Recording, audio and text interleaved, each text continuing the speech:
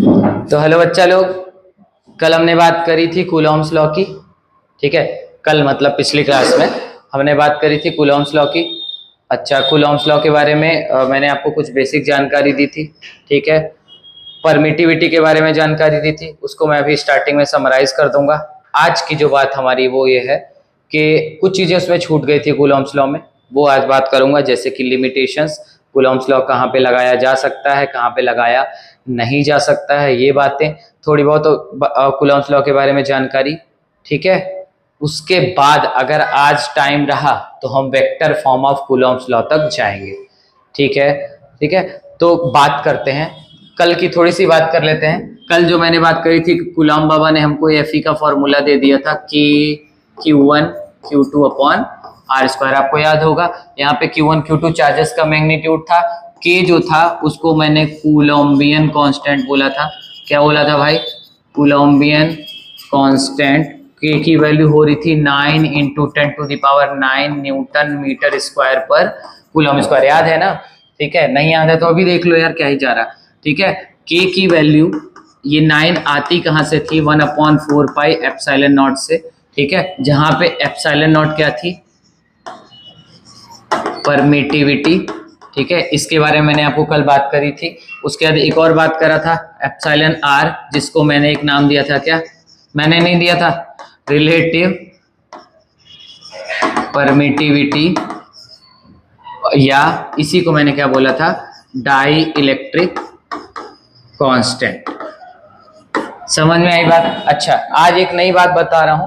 अच्छा, एक बात मैंने आपको बताई थी कि कूलॉम लॉ जो फोर्सेस दो चार्जेस के बीच में लग रहा होता है एट ए टाइम, दो चार्जेस के लिए फोर्स की बात करता है, लेकिन ये फोर्स डिक्रीज हो जा रहा था जब दोनों चार्जेस के बीच में एयर के अलावा कोई अलग मीडियम आ रहा था, क्योंकि उसमें डाइलेक्ट्रिक कांस्टेंट आ जा रहा था उस मीडियम का, जिसको हमने रिलेटिव परमिटिविटी बोला था। और कल हमने बात करी थी कि वो किस तरीके से फोर्स क्या हो जा रहा था, डिक्रीज हो जा रहा था, और क्यों हो जा रहा था। एक छोटी सी बात और करूंगा, 9 इंटू 10⁹ आया कैसे? इसकी वैल्यू एक्चुअली में अगर मैं उसके टर्म में लिखूं, लाइट की स्पीड के टर्म में, तो ये होता है न्यूटन सेकेंड स्क्वायर पर कूलॉम्ब स्क्वायर। ध्यान से सुनिएगा बाबू, यहाँ पे ये कूलॉम्ब है, यूनिट की बात कर रहा हूं। यहां पे ये क्या है? लाइट की स्पीड है, आपको पता है। ठीक है, मैं कहना क्या चाह रहा हूं, ये जो 9 इंटू 10⁹ आया है ना, ठीक है, ये 1/4 पाई एप्सिलॉन नॉट की वैल्यू है, वो इस तरीके से आया है। आप यहाँ पे लाइट की स्पीड पुट कर दो, ये पूरी वैल्यू कुछ 8.99 समथिंग, 8.99 इंटू 10⁹ आ जाती है। तो बस ये मैंने आज के की वैल्यू किसके टर्म में दे दी है आपको? लाइट के स्पीड के टर्म में। ठीक है भाई साहब, ठीक है। तो क्या क्या हो गया भाई? कूलॉम लॉ हो गया है, के की वैल्यू समझ में आ गई है, एप्सिलॉन की वैल्यू कल मैंने बताई थी, एक बार और बता दे रहा हूं, 8.85 इंटू 10⁻, क्या था भाई? -12। क्या था? कूलॉम्ब स्क्वायर पर न्यूटन मीटर स्क्वायर। कल मैंने इसका डायमेंशनल फॉर्मूला निकाला था? नहीं निकाला था, चलो आज निकाल लेते हैं। ठीक है, इतनी बात समझ में आ गई है जी? मैं आगे चल रहा हूं, आगे ध्यान देना। ठीक है, आप एक बात करते हैं, बोर्ड के लिहाजा ये क्वेश्चन ऐसा है, बहुत बढ़िया है। क्या? Dimensional formula of epsilon not. ठीक है, एप्सिलॉन नॉट का भी और के का भी। ठीक है, तो मैं पहले के का ही देख लेता हूं डायमेंशनल फॉर्मूला। ठीक है, के होगा क्या? ध्यान से सुनो बेटा, के का डायमेंशनल फॉर्मूला आपने 11th में पढ़ा होगा। सबसे बेसिक दिमाग ये लगाइए, जिसका डायमेंशनल फॉर्मूला निकालना हो उसका आप पहले फॉर्मूला ही लिख दीजिए। ठीक है, तो के का डायमेंशनल फॉर्मूला मेरे को निकालना, पहले मैं इसका फॉर्मूला लिखूंगा, तो मैं कूलॉम्स लॉ लिख देता हूं, के Q1 Q2 upon are square. यहां से के आ जाएगा तुम्हारा FR² अपॉन Q1 Q2। इतना तो दिमाग में होगा ही होगा। ठीक है, अब हमको बारी बारी से सबका डायमेंशनल फॉर्मूला लिख लेना है। तो डायमेंशनल फॉर्मूला ऑफ के, इस पूरे को क्या पढ़ोगे? डायमेंशनल फॉर्मूला ऑफ के। क्या पढ़ोगे लल्ला? डायमेंशनल फॉर्मूला ऑफ के, इसको पढ़ते ही है, तरीका है लिखने का। ये निकालना है तो आपको डायमेंशनल फॉर्मूला ऑफ फोर्स रखना पड़ेगा, dimensional formula of R cube रखना पड़ेगा और dimensional formula of Q1 Q2 रखना पड़ेगा अलग अलग। बट बिफोर डूइंग दैट आप अलग से देख लो कि चार्ज का डायमेंशनल फॉर्मूला क्या होगा। तो डायमेंशनल फॉर्मूला लिखने के लिए पहले जिसका भी लिखना होता है उसको अब हमको Q का फॉर्मूला लिखना है, ठीक है। आपको पता है I इज इक्वल टू क्या होता है, Q/T, करंट का फॉर्मूला, ठीक है, क्लास 10th का है, ठीक है। आप यहां से जानते हो, यहां से Q क्या हो जाएगा, I/T, और यहां से Q का डायमेंशनल फॉर्मूला अगर हमको लिखना रहे तो वो हम लिख सकते हैं क्या, I को बेसिक फिजिकल क्वांटिटी है ये, ठीक है, लिख देंगे A, और T क्या टाइम है, इसको क्या लिख देंगे, AT। तो Q क्या है, AT ही है। अब आते हैं K का डायमेंशनल फॉर्मूला यहां से लिखने। K का आ जाएगा तो ठीक पलट देना, हमारा किसका आ जाएगा, एप्सिलॉन नॉट का आ जाएगा, ठीक है भाई साहब। चलो देखते हैं, यहां से F का होता है, आपको अगर पता होगा, MLT पे -2। कैसे होता है ये भी बता दूं, फोर्स होता है आपका मास इनटू एक्सीलरेशन, मास का होता है m, एक्सीलरेशन को हम लिख सकते हैं वेलोसिटी अपॉन टाइम, लिख सकते हैं, बोलो, मास का m ही रहने दो भाई साहब, वेलोसिटी को लिख सकते हैं हम डिस्प्लेसमेंट अपॉन टाइम, और नीचे एक टाइम ऑलरेडी था तो क्या हो जाएगा, स्क्वायर। अब यहां से लिख दें मास का m, ठीक है, ऊपर ये क्या है, डिस्प्लेसमेंट है भाई, डिस्प्लेसमेंट का क्या होता है L, और यहाँ पे टाइम का क्या हो जाएगा T स्क्वायर, ठीक है। ऊपर लेके जाओगे तो ये क्या आ जाएगा बेटा, MLT पे -2। तो इस वजह से मैंने इसको क्या लिखा है, MLT पे -2, ठीक है। R क्या है तो ये डिस्टेंस ही, एक लेंथ ही है, और लेंथ का डायमेंशनल फॉर्मूला जैसे 11th में पढ़ा हमने, क्या होता है L स्क्वायर। नीचे चार्ज का भी निकाल के दिखाया आपको मैंने, 80, इसका भी क्या होगा 80, तो ये हो जाएगा A स्क्वायर T स्क्वायर, जो कैंसिल आउट होने वाला रहे, क्या कैंसिल आउट कर दो, मुझे नहीं लग रहा कुछ होने वाला है यहाँ पे, तो सबको इकट्ठा करके लिखते हैं एक में, M अकेला है, L यहां पर एक है, एक दो पावर यहां पे है, तो ML क्यूब, T पे -2 यहां पे है, ये 2 ऊपर जाके -2 बनेगा, इसका मतलब T की पावर -4, और A ऊपर जाके क्या बनेगा, A की पावर -2। एक इसका डायमेंशनल फॉर्मूला हो जाएगा K का, नोट कर लो जल्दी से इसको। हो गया भाई साहब, ठीक है, समझ में आ गई बात, ठीक है, आगे बढ़ रहा हूं मैं, ठीक है। अब हमको किसका लिखना है, एप्सिलॉन नॉट का, ठीक है। तो K क्या होता है भाई, 1/4 पाई एप्सिलॉन नॉट, ठीक है भाई। जैसा कि मैंने आपको बताया, अगर अब एप्सिलॉन नॉट का आपको डायमेंशनल फॉर्मूला चाहिए, ठीक है, तो एप्सिलॉन नॉट का फॉर्मूला लिखो, ठीक है। अब इसका इतना ही आपको पता होगा, तो यहां से आप कह सकते हो क्या, ध्यान से सुनिएगा, यहां से आप कह सकते हो 1/K = 4 पाई एप्सिलॉन नॉट, और यहां से एप्सिलॉन नॉट निकल के आ जाएगा 1/4 पाई K, ठीक है। अब जितने इसमें वैल्यूज हैं सबका हम डायमेंशनल फॉर्मूला लिख लेते हैं, जैसे कि अभी हमने किसका निकाला था, ML³ T पे -4 A पे -2, ML³ T पे -4 A पे -2, तो इसका निकाला था ML³ T पे -4 A पे -2, ये निकाल के रखा था, एक बार चेक कर लेते हैं भाई साहब, गलती ना हो जाए, ठीक है। ML³ T पे -4 A पे -2, ठीक है, ठीक है, समझ में आ गई बात। यहां से हमने उसका डायमेंशनल फॉर्मूला निकाला था। एक चीज ध्यान देना, जितनी वैल्यूज हैं सबका डायमेंशनल फॉर्मूला लिखेंगे, कांस्टेंट का कोई डायमेंशनल फॉर्मूला नहीं होवे है, ठीक है। तो 1 का कोई डायमेंशनल फॉर्मूला होगा नहीं, 4 भी एक कांस्टेंट है, नहीं होगा, पाई का भी नहीं होगा, ये सब आप जानते हो, ठीक है।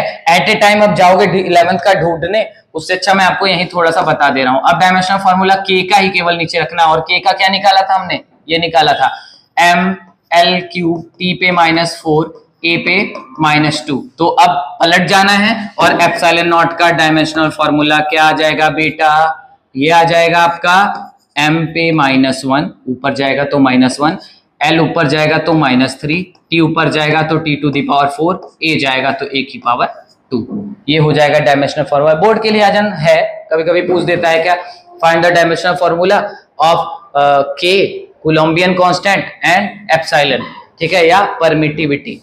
समझ में आ गई इतनी बात आपको, ठीक है। यहां से आपका डायमेंशनल फॉर्मूला भी कवर हो गया। आगे चलते हैं, आगे चलते हैं, जिसको ये छूट रहा होगा भाई पीछे करके थोड़ा देख लेना, ठीक है, क्योंकि अभी मेरे को नहीं ना पता चल पाएगा कि आप कब नोट कर रहे हो कब नहीं नोट कर रहे हो। अब हमको क्या पढ़ना है, ठीक है। Limitation of Coulomb's law. Coulomb's law की क्या क्या लिमिटेशन है, ठीक है। तो पहली बात ध्यान से सुनिएगा, कूलॉम्स लॉ एक एक बताऊंगा, उसको समझाऊंगा, फिर आगे ही बढ़ूंगा, ठीक है। तो इसको पहली बात, ये it always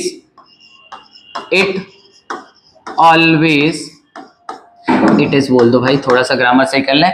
it is always valid for point charges only. ध्यान से सुनिएगा, कूलॉम्स लॉ का जो फॉर्मूला था k q1 q2 upon are square या 1/4πε0 q1 q2 upon are square, ये केवल और केवल आप वहीं पे लगाना जब दो पॉइंट चार्जेस एक दूसरे से क्या कर रहे हो, इंटरेक्ट कर रहे हो। समझ में आ रही बात। अब पॉइंट का मतलब क्या होता है? पॉइंट का मतलब ये होता है कि मान लो दो स्फीयर्स हैं, थोड़े बड़े ही सही, लेकिन अगर उनके बीच की डिस्टेंस काफी ज्यादा हो गई ना, तो उनके बीच के डिस्टेंस के कंपैरिजन में हम उन स्फीयर्स को पॉइंट की तरह ट्रीट कर सकते हैं। समझ आ रही बात। जैसा कि मैंने आपको कल बताया था कि जब बाबा कूलॉम ने ये डेरिवेशन किया था, ये फोर्स का डेरिवेशन किया था, तो उन्होंने ये पूरा डेरिवेशन किया था with the help of to spheres, torsion balance के एक्सपेरिमेंट से, ठीक है। तो मैं आपको बता रहा हूं पॉइंट की डेफिनेशन क्या, कि पॉइंट का डेफिनेशन ये नहीं कि चार्जेस ऐसे ऐसे ही रहेंगे तभी आप लगा पाओगे, अगर थोड़े बड़े भी हैं, ठीक है, लेकिन इनके बीच की जो डिस्टेंस है r, ठीक है, ये इनकी रेडियस के कंपैरिजन में बहुत ज्यादा है, तब भी we can treat them as point. समझ में आ रही बात, ठीक है, कोई दिक्कत यहां तक। तो कूलॉम्स लॉ केवल कहां वैलिड होगा? पॉइंट चार्ज के लिए ही वैलिड होगा, नॉट फॉर एक्सटेंडेड चार्जेस। अब एक्सटेंडेड चार्जेस मतलब क्या, ध्यान से सुनो, ये मैं आगे हालांकि आपको चार्ज डिस्ट्रीब्यूशन में एक एक करके समझाऊंगा। मान लो एक ये रॉड है, ये कंडक्टिंग रॉड है, ठीक है, मान लो इसके ऊपर आपने क्या कर दिया, चार्ज डिस्ट्रीब्यूट कर दिया। समझ में आ रही बात। अगर अब देखो यहां पे, ये रॉड को आप पॉइंट चार्ज की तरह ट्रीट नहीं करोगे, ठीक है, ये कैसा चार्ज में माना जाएगा आपका? एक्सटेंडेड चार्ज में माना जाएगा, ठीक है। तो इसके लिए और यहां पे मान लो एक पॉइंट चार्ज है Q, तो ये भी चार्ज है, ये भी चार्ज है, इसको इसके ऊपर फोर्स लगाना चाहिए और ये लगाएगा भी, ठीक है। अगर ये नेगेटिव होगा तो ये इसको अट्रैक्ट करेगा, और अगर ये पॉजिटिव होगा तो इसको रिपल करेगा। फोर्स लग रहा है बिल्कुल, और हम कैलकुलेट भी कर पाएंगे जब हम चार्ज डिस्ट्रीब्यूशन पढ़ लेंगे तो, ठीक है। बट सीधा सीधा आप इन दोनों के बीच में, लाइक सपोज करो इस पर ऊपर चार्ज क्या है, Q है, आपसे मैंने कहा दोनों के बीच का फोर्स बताओ, मान लो इसके बीच का डिस्टेंस क्या है, R है, तो फोर्स का फॉर्मूला आप K या 1/4πε0 Q स्मॉल q अपॉन बीच की डिस्टेंस r स्क्वायर नहीं लिखोगे, ये क्या हो जाएगा, गलत। एक्सटेंडेड चार्जेस के लिए फॉर्मूला आप लगा नहीं सकते हो। हाँ, अगर ऐसे हैं दो चार्ज, ठीक है, किन्हीं डिस्टेंस पे हैं r पे, तो ये मैं आपको ऑलरेडी बता चुका हूं, इन पे आप ये फॉर्मूला लगा सकते हो। तो Coulomb's law is not valid for extended charges, ठीक है, समझ में आ रही बात। वो भी ये मोशन में है कि नहीं है, इसकी जानकारी मैं आपको दे दूंगा, ठीक है। तो ये पहला हो गया क्या, it is always valid for point charges only. दूसरा, it is a central force. ये क्या बात हुई, ऐसे पूछ देता है, डिफाइन सेंट्रल फोर्स, ठीक है, या ये बोल देगा कि भैया आप ये बताइए कि कूलॉम लॉ का जो फोर्स है, ठीक है, इलेक्ट्रोस्टैटिक फोर्स जो है वो सेंट्रल फोर्स उसको क्यों कहा जाता है। तो मैं आपको बता दूं, ध्यान से सुनिएगा, ठीक है।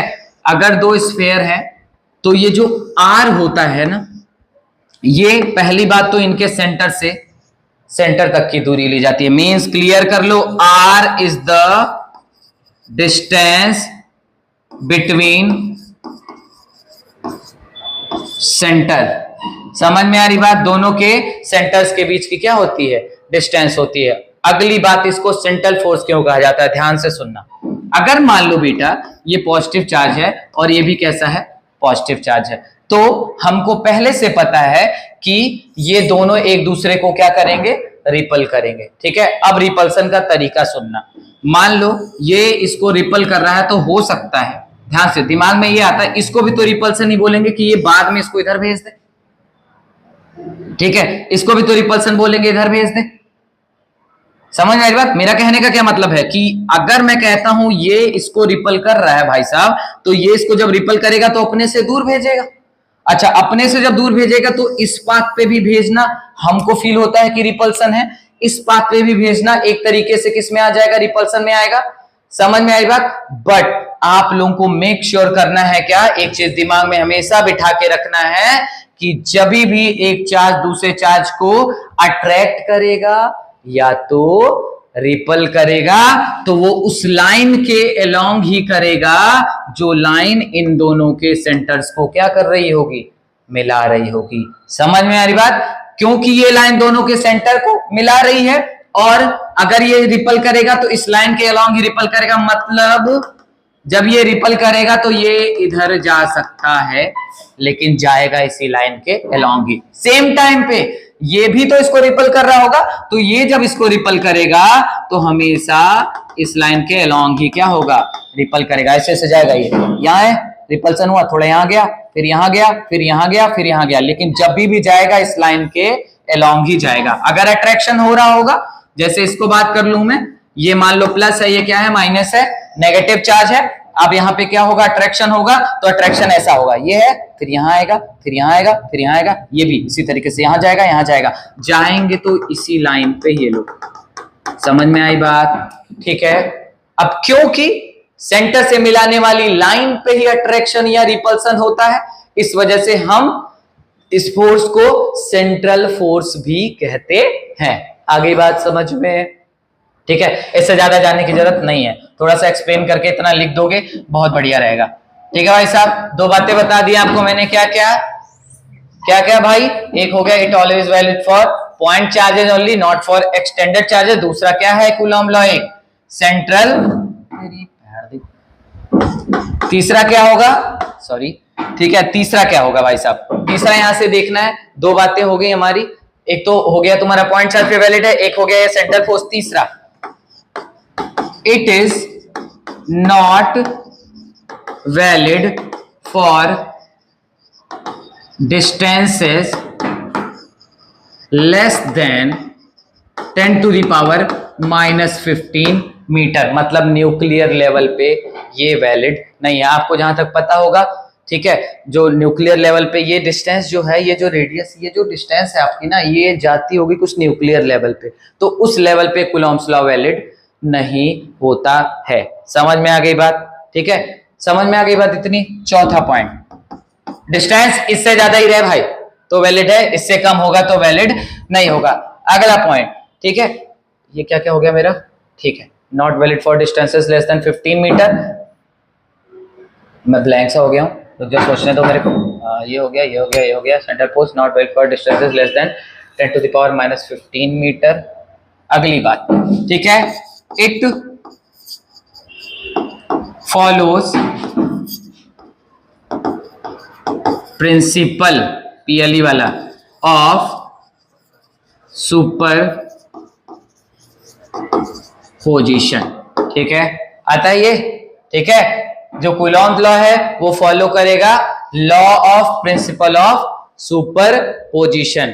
क्या मतलब है इसका, ध्यान से सुनना। मान लो एक चार्ज था आपका Q1, इससे R डिस्टेंस पे एक चार्ज था आपका Q2। ठीक है, अब क्या हुआ, ये दोनों अगर सेम नेचर के थे, सपोज कर लेते हैं दोनों कैसे थे, सेम नेचर के, तो ये उसको रिपल कर रहा होगा और वो इसको रिपल कर रहा होगा। समझ में आ रही बात? इसी लाइन के अलोंग ही रिपल कर रहे होंगे। अचानक से मान लो इनके बीच का फोर्स था Fe, ठीक है, Fe1 बोल देता हूं। ठीक है, अब क्या हुआ, अचानक से यहां पे एक तीसरा चार्ज आ गया Q3। ठीक है, अब यहां पे तीसरा चार्ज जब Q3 आया, ध्यान से सुनिएगा, तो अब हो क्या रहा होगा, और मान लो ये तुम्हारा है नेगेटिव।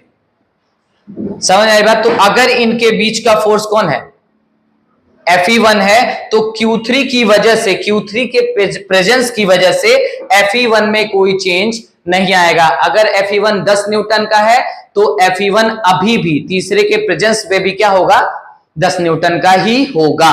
उनके आने से दोनों चार्जेस के बीच के इंटरेक्शन में कोई चेंज नहीं आएगा। तो प्रिंसिपल ऑफ सुपरपोजिशन क्या कह रहे हैं, इन केस अगर आपको कह दिया कि Q2 पे नेट फोर्स निकालो, Q2 पे क्या निकालो, नेट फोर्स निकालो, क्या ये भी Q1 पे फोर्स लगा रहा होगा, ये भी Q1 पे क्या लगा रहा होगा, फोर्स लगा रहा होगा। तो ओवरऑल अगर मैं Q2 पे कंसंट्रेट कर रहा हूं तो Q2 को मारने वाले दो जना, Q2 पे फोर्स लगाने वाले दो जना, एक Q1 एक कौन, Q3। ठीक है, तो अब अगर Fnet आप निकालना चाहते हो किस पे, Q2 पे, तो आपको दोनों की वजह से पहले फोर्स निकालना पड़ेगा, यानी F ड्यू टू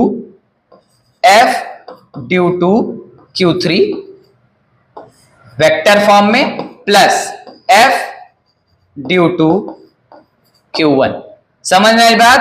तो क्या कहना चाह रहा हूं मैं कि Fnet ऑन Q2 जो नेट फोर्स होगा वो इसके द्वारा जो फोर्स लग रहा होगा प्लस इसके द्वारा जो फोर्स लग रहा होगा, दोनों के सम के बराबर होगा। लेकिन एक बात ध्यान देना, सम कर रहे हैं बट फोर्स एक वेक्टर क्वांटिटी है, तो जो भी हम सम करेंगे वो वेक्टर के लॉज को दिमाग में रख के ही करेंगे।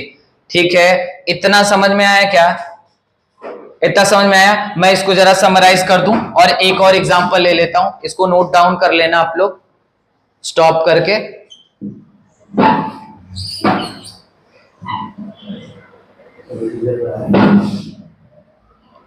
ध्यान से सुनो, हाँ ठीक है, ध्यान से सुनो क्या कहना चाह रहा हूं मैं। एक छोटा सा एग्जांपल यहां ले रहा हूं, ध्यान देना। मान लो एक ट्रायंगल है, यहां पे एक चार्ज है Q3, यहां पे एक Q1 है, यहां पे कौन है, Q2 है। समझ आएगा? न्यूमेरिकल में मैं इस पे क्वेश्चन लगवाऊंगा, एक आपके पूरा लेक्चर में ऐसा करूंगा जिसमें न्यूमेरिकल्स ही होंगे केवल और केवल, क्योंकि मैंने ये देखा है बच्चे बेचारे वो 1 घंटे का लेक्चर होता है या जितने भी ज्यादा टाइम का लेक्चर होता है तो उस आलस में वो लेक्चर देखने नहीं जाते हैं कि वो लेक्चर बहुत बड़ा है, मेरा इतना टाइम जाने वाला है या जो भी है। ठीक है, तो मैंने कोशिश ये करी है कि मैं छोटा छोटा करके टॉपिक्स को, थियोरेटिकल टॉपिक्स एक पूरे लेक्चर में कवर करूंगा। जिनको केवल थियरी चाहिए वो उस लेक्चर को देख के भी कवर कर लेंगे, जिनको न्यूमेरिकल चाहिए होगा वो आगे लेवल पे जाके देख लेंगे, अगली वीडियोस में देख लेंगे। समझ में आ रही बात? तो अब अगर Q3 पे फोर्स हुआ तो इसके द्वारा फोर्स निकालेंगे, पहले उस पे वेक्टर के साथ डायरेक्शन देख लेंगे, Q2 की वजह से निकालेंगे और दोनों का क्या करेंगे, वेक्टर सम करेंगे। तो जो Fnet होगा वो भी वेक्टर होगा, F1 vector plus F2 vector plus dot dot dot जितने भी होंगे। ये क्या है आपका प्रिंसिपल ऑफ सुपरपोजिशन। और क्या करता है भाई साहब, आपका जो कूलॉम लॉ है वो प्रिंसिपल ऑफ सुपरपोजिशन को फॉलो करता है। साथ के साथ इसी में एक रूल और बता गया हूं, दिमाग से मत हटे आपके। अगर दो लोग आपस में इंटरेक्शन कर रहे हैं तो यहाँ पे तीसरे के आने से उनके इंटरेक्शन में कोई प्रभाव नहीं पड़ता है। लाइफ में ऐसा होता है लेकिन यहाँ पे ऐसा नहीं होता है। समझ में आ रही बात? जब भी दो नेचर नहीं फॉलो करती भाई इस चीज को। ठीक है भाई साहब, आगे चले। छोटा करूँ, क्या पता छोटा हो जाए, छोटा हो जाए भाई। हाँ ठीक है, अच्छा ठीक है। अगला 5वीं बात, ठीक है, जो फोर्स लग रहा है, जो फोर्स लग रहे होंगे, forces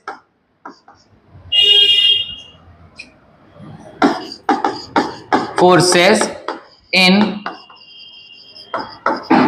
Coulomb's law are action reaction pair. ये कैसे हैं भाई? आपके एक्शन रिएक्शन पेयर है। क्या है समझाता हूं, ध्यान से सुनो। फिर Q1 ले रहा भाई, बोर मत हो जाइयो।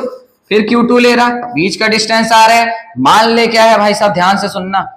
ये मान ले फिर प्लस है, ये मान ले क्या है, माइनस है। ठीक है, ये पॉजिटिव है, ये नेगेटिव है। ये उसको अट्रैक्ट करेगा, एट द सेम टाइम वो भी इसको क्या करेगा, अट्रैक्ट करेगा। जरा देखना जरा।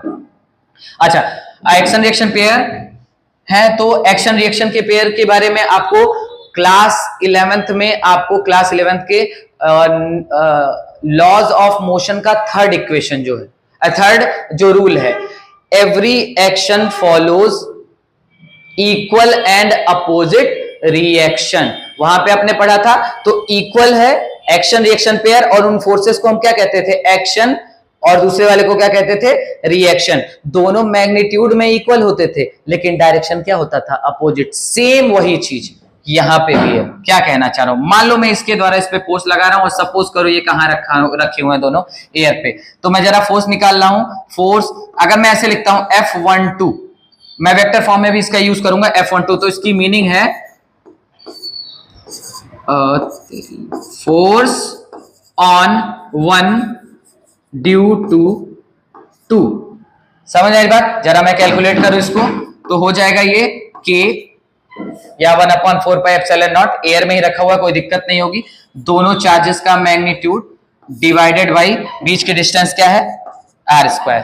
क्लियर है? अच्छा, F12 force on one due to two, तो ये तो इसको अट्रैक्ट कर रहा होगा ना, वो तो इधर लग रहा होगा, ये होगा आपका F21। समझ में आई बात? ठीक है। एट द सेम टाइम जरा ये निकालते हैं, थोड़ा और छोटा करें अगर पॉसिबल है तो भाई साहब। हाँ ठीक है, दिख रहा होगा? अच्छा भाई ठीक है, साथ के साथ जरा निकालते हैं, force on two due to one. Well क्या होगा, इसको पढ़ते क्या है, force on two due to one. जरा वैल्यू निकालो, K Q1 Q2 upon distance क्या होगी अभी भी, लेकिन इसका डायरेक्शन जरा देखो, force on two due to one, ये अट्रैक्ट कर रहा होगा। तो दोनों जो फोर्स हैं वो मैग्नीट्यूड में क्या है, इक्वल है, लेकिन डायरेक्शन देखो अपोजिट है। इसका मतलब मैं लिख सकता हूं force vector on one due to two equal है लेकिन डायरेक्शन में क्या है, अपोजिट है। नेगेटिव साइन क्या बता रहा भाई साहब, कि दोनों फोर्सेस इक्वल साइन बता रहा है कि दोनों का मैग्नीट्यूड इक्वल है, बट माइनस साइन बता रहा है कि मैग्नीट्यूड इक्वल होने के बावजूद भी ये दोनों क्या है, डायरेक्शन इनका क्या है, अपोजिट है। और ऐसा ही एक्शन रिएक्शन पेयर्स में होता है। तो ये क्या हो गया, आपके जो दोनों फोर्स हैं, जो इंटरेक्शन के दौरान जो फोर्स लग रहे हैं वो क्या है भाई साहब, एक्शन रिएक्शन पेयर्स है। समझ में आई बात? ठीक है। अगली बात, छठवीं बात भाई साहब ध्यान से सुनेगा, बहुत इंपॉर्टेंट है ये, ठीक है। और इसमें मैं थोड़ी बातें और आपको बता दूंगा यहीं पे। Electrostatic forces are conservative in nature. Conservative होते हैं इलेक्ट्रोस्टैटिक फोर्स, कंजर्वेटिव फोर्स होता है। कंजर्वेटिव फोर्स क्या होता है, क्लास 11th वर्क पावर और एनर्जी में आपने पढ़ा होगा। ऐसे फोर्स जिनके द्वारा किया गया वर्क डन पाथ पे डिपेंड नहीं करता है, उनको हम उनको हम कंजर्वेटिव फोर्सेस कहते हैं। और भी एग्जांपल्स हैं, जैसे आपका ग्रेविटेशन फोर्स, ग्रेविटेशनल फोर्स, ये भी क्या होता है, कंजर्वेटिव होता है। जैसे आपका इलास्टिक फोर्स, ये भी क्या होता है, कंजर्वेटिव होता है। जैसे आपका स्प्रिंग फोर्स, ये भी क्या होता है, कंजर्वेटिव होता है। समझ में आ रही बात? तो ये फोर्सेस के द्वारा किया गया वर्क डन पाथ पे डिपेंड नहीं करता। और भी डिटेल्स हैं लेकिन वो मैं तभी बताऊं तो ज्यादा अच्छा है, ठीक है। समझ में आ रही बात? ये क्या है, कंजर्वेटिव फोर्स है। तो उसी तरीके से हमारा जो इलेक्ट्रोस्टैटिक फोर्स है वो भी कैसा है बेटा, कंजर्वेटिव फोर्स है। क्या खास बात है, बस इतना जान के रखो, जब जब कंजर्वेटिव फोर्स कोई रहेगा तो उसके टर्म में पोटेंशियल नाम का टर्म जरूर आएगा। जैसे आपने ग्रेविटेशनल पोटेंशियल भी पढ़ा होगा, आपने ग्रेविटेशनल पोटेंशियल एनर्जी भी पढ़ी होगी। मैंने जैसा बताया ये कैसा फोर्स है आपका, कंजर्वेटिव है। और पोटेंशियल एनर्जी नाम का जो टर्म है वो आता ही है कंजर्वेटिव फोर्सेस के टर्म में। तो ग्रेविटेशनल पोटेंशियल पढ़ा होगा आपने, इलास्टिक पोटेंशियल भी पढ़ा होगा, elasticity class 11th second book जो एनसीईआरटी की हुई होगी पार्ट 2 उसमें पढ़ा होगा। स्प्रिंग फोर्स या स्प्रिंग पोटेंशियल एनर्जी भी आपने पढ़ा होगा। आगे जाके इस चैप्टर में आप इलेक्ट्रोस्टैटिक पोटेंशियल एनर्जी इस चैप्टर में आगे मैं आपको बताता हुआ नजर आऊंगा। समझ में आई बात? ठीक है। यहां से क्या हो गया, ये कैसे फोर्सेस हैं आपके, कंजर्वेटिव फोर्स है। थोड़ा सा दो बातें और करूंगा मैं इसके बारे में, उसके बाद ये क्लास रैप अप करूंगा। थोड़ा छोटा रहे लेकिन आपको जानकारी पूरी मिल जाए। ठीक है, अगला क्या है, न्यूटन्स लॉ, अरे ग्रेविटेशन लॉ से। तो ग्रेविटेशन लॉ से इसकी सिमिलरिटी है, बोथ जो gravitational force and electrostatic force हैं, फॉलोज इनवर्स स्क्वायर लॉ। भाई साहब दोनों इनवर्स स्क्वायर लॉ, 1/r², वहां पे भी आता था gm1m2/r² में। लास्ट बात, दोनों क्या करते भाई, ठीक है। और एक बड़ी छोटी सी बात है क्या, जो इलेक्ट्रोस्टैटिक फोर्स है, ठीक है, ये क्या होता है, is stronger than that of gravitational force. एक बात और याद आ गई, यहीं से बता देता हूं। क्या क्या याद आई थी भाई साहब, इलेक्ट्रोस्टैटिक फोर्स क्या हो गया, ठीक है। हाँ, बस एक कमी ये है कि जो आपका ग्रेविटेशनल फोर्स है वो हमेशा अट्रैक्टिव नेचर का होता है। आपका इलेक्ट्रोस्टैटिक फोर्स, जो आपका electrostatic force is both attractive and repulsive in nature. समझ आ गई बात। यहां पे आज की बात रैप अप करूंगा, इतनी बातें आप रिवाइज कर लेना। कल बात करेंगे vector form of Coulomb's law, important है बोर्ड के लिए, तो पढ़ते रहो, आगे बढ़ते रहो। धन्यवाद।